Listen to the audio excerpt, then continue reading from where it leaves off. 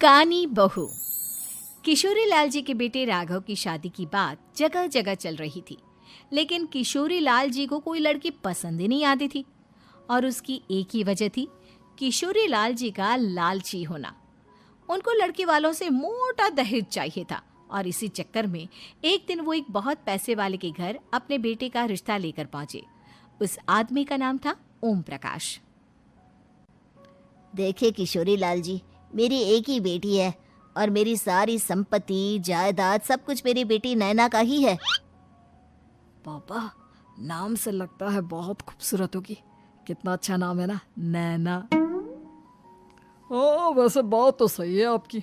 अब इतना पैसा है, जमीन जायदाद है, इकलौती बेटी, आप भी क्या करेंगे? सब कुछ उसे ही देंगे ना। बिल्कुल ठीक पहचाना आपने। बस बेटी की शादी और सारी जायदाद उसके नाम। पापा, बिना देखे हाँ कर दीजिए ना। इतना अच्छा रिश्ता फिर कहाँ मिलेगा? माला माल हो जाएंगे हम। मैं अपनी बेटी को बुलाता हूँ। अरे नहीं नहीं नहीं नहीं, आपकी बेटी का नाम नैना है, सुनकर ही लगता है बहुत सुंदर होगी। रहने दीजिए अंकल, मैं तो आपकी बेटी के नाम से ही इतना खुश हो गया हूँ कि उसे बिना देखे शादी करने को तैयार हूँ। अब तो मैं उसका चेहरा सीधे शादी के बाद ही देखूंगा। और इस तरह राघव नैना का चेहरा नहीं देखता और उससे शादी कर लेता है। शादी के बाद अपनी सुहाग रात पर जब राघव नैना का घूंघट उठाकर देखता है तो नैना की आंखें बंद थी। कितनी खूबसूरत हो तुम नैना, जरा अपनी आंखें खोलकर मेरी तरफ देखो तो सही। नहीं, मुझे शर्म आती है।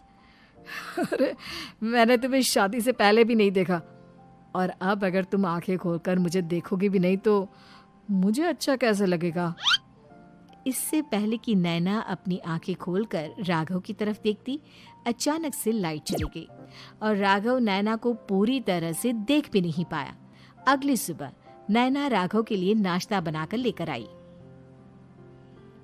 अरे ये क्या, आधा पराठा सीका हुआ है और आधा बिल्कुल कच्चा। ये तुमने क्या किया नैना? बहू, तुमने क्या आधा पराठा तवे से नीचे लटका कर रखा था, जो आधा सिका है और आधा कच्चा? मुझे जितना दिखेगा उतना ही तो सीखूंगी ना पापा जी। जहाँ जहाँ मुझे नजर आ रहा था वहाँ मैंने सीख लिया, और जहाँ जहाँ नहीं दिखा वहाँ कच्चा रह गया होगा। इसका क्या मतलब है? ये कैसा मजाक कर रही है तुम? अरे बहू, तुमने इतना लंबा घूंघट क्यों लगाया हुआ है? देखो, हमारे घर में बहुओं को बेटी की तरह रखा जाता है, और फिर तुम तो इतना सारा माल लेकर आई हो। देखो, ये घूंघट डालकर रखने की कोई ज़रूरत नहीं है। हाँ नैना, पापा जी ठीक कह रहे हैं, तुम तो आराम से रहो, अपना ही घर समझो। नैना अचानक से अपना घूंघट उठा लेती है। अरे ये क्या पापा, नैना की तो एक आंख फूटी हुई है। नाम से नैना, लेकिन ये तो कानी बहू निकली। मेरे साथ धोखा हुआ है, धोखा। बिना दिखाए अपनी कानी लड़की मेरे संग ब्याह दी। मुझे कानी बीवी नहीं चाहिए। मुझे अभी ओम प्रकाश जी से बात करनी पड़ेगी। आखिर उन्होंने मेरे साथ ऐसा किया क्यों? अरे, आप लोगों ने ही तो पापा से कहा था कि आप लोग शादी से पहले मुझे देखना नहीं चाहते। अब मेरे पापा पर क्यों इल्जाम लगा रहे हैं? अरे लेकिन उन्हें बताना तो चाहिए था ना कि तुम कानी हो, एक आंख से तुम्हें दिखाई नहीं देता। किशोरी लाल और राघव नाराज होकर ओम प्रकाश को अपने घर बुलाते हैं। पापा जी, ये आपने क्या किया? शादी से पहले बताया क्यों नहीं कि नैना की आंखों में परेशानी है? अरे, आप ही ने तो लड़की देखने से मना कर दिया था। अरे लेकिन आप बता तो सकते थे। आपको तो हमारी बेटी की प्रॉपर्टी चाहिए थी, वो भी पूरी की पूरी। अब क्या हुआ अगर उसे आधा दिखाई देता है? प्रॉपर्टी तो आपको पूरी मिल गई ना। अरे ये क्या बात हुई? मेरी शादी प्रॉपर्टी से नहीं, आपकी बेटी से हुई है। अब ये तो पहले सोचना चाहिए था, तब तो मेरी प्रॉपर्टी देखकर तुम्हारी जुबान लप लपा रही थी। लेकिन मैं कानी लड़की को अपनी बीवी बनाकर नहीं रख सकता। पापा, कुछ करिए ना आप। हाँ, करता हूँ। देखिए ओम प्रकाश जी, आप हमारे साथ ऐसा नहीं कर सकते। और तुम देखो, अगर तुमने मेरी बेटी से शादी तोड़ी ना, तो जो भी प्रॉपर्टी मैंने तुम्हें दी है वो तो पूरी की पूरी वापस ले ही लूँगा, और आधी प्रॉपर्टी तुम्हारी भी लूँगा। अरे मेरी आधी प्रॉपर्टी भला क्यों लेंगे आप? इसलिए क्योंकि मेरी बेटी को आधा नजर आता है और उसकी नज़र अभी तक तुम्हारी आधी जायदाद पर ही पड़ी है। अब तुम उसे घर से निकालोगे तो कुछ तो लेकर जाएगी ना। और अगर हम आपकी बेटी को अपने घर की बहू बना कर रखे तो? तो तुम्हारी पूरी प्रॉपर्टी तुम्हारी ही रहेगी, और जो मैंने तुम्हें दिया है ना, उसमें से बस मैं आधा लेकर जाऊंगा। अरे लेकिन अब आप अपनी दी हुई प्रॉपर्टी में से आधी वापस क्यों लेकर जाएंगे? अगर मैं आपकी बेटी को अपनी पत्नी बनाकर रखने को तैयार हूं तो? इसलिए ताकि भविष्य में अगर तुम मेरी बेटी को धोखा दो तो उसके पास कुछ तो रहे जो पति का हो। वैसे मेरे पास तो बहुत कुछ है, लेकिन अपने पति की कोई निशानी तो उसके पास होनी चाहिए ना। अब अगर तुमने मेरी बेटी को कानी कहा तो तुम्हें प्रॉपर्टी भी कानी ही मिलेगी, पूरी नहीं। जमाए राजा।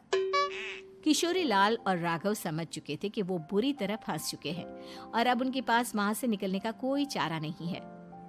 अब समझ में आया ना, लालच बुरी बला होती है। एक तो तुम्हें प्रॉपर्टी मिली, ऊपर से बीवी मिली, उसमें तुम्हें नखरे भी दिखाने हैं। आए बड़े, चुपचाप बैठो दोनों। कुछ दिनों के बाद नैना राघव की कार लेकर बाजार घूमने निकलती है और जब कार लेकर वापस आती है, ये क्या? एक तरफ से मेरी गाड़ी पूरी खराब हो चुकी है। लगता है तुमने मेरी गाड़ी को किसी दूसरी गाड़ी के साथ एक्सीडेंट किया है। अरे अरे कितना बड़ा नुकसान कर दिया तुमने बहू। वो क्या है ना पापा जी, मुझे एक आंख से दिखाई नहीं दे रहा था, सामने से गाड़ी आ रही थी।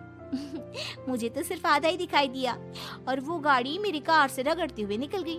अब मैं क्या करूं बताओ?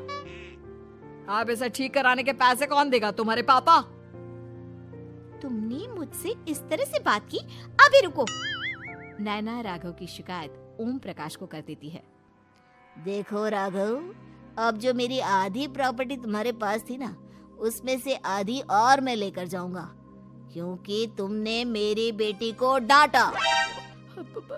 अरे नहीं नहीं पापा जी, गलती हो गई, माफ कर दो। गलती की तो कोई गुंजाइश ही नहीं। अगली बार मेरी बेटी को डांटा तो बची हुई आधी में से आधी और ले जाऊंगा। लालच के चक्कर में हम दोनों ने बहुत बड़ी गलती कर दी बेटा। एक तो तुम्हें कानी बहू मिली और ऊपर से जो माल मिला वो भी काना। इस तरह राघव की हर एक गलती पर ओम प्रकाश उसकी प्रॉपर्टी का आधा आधा हिस्सा लेकर अपना सारा माल वापस ले गया और राघव को कानी बीवी से काम चलाना पड़ा। भाई लालच वाकई में बुरी बला है।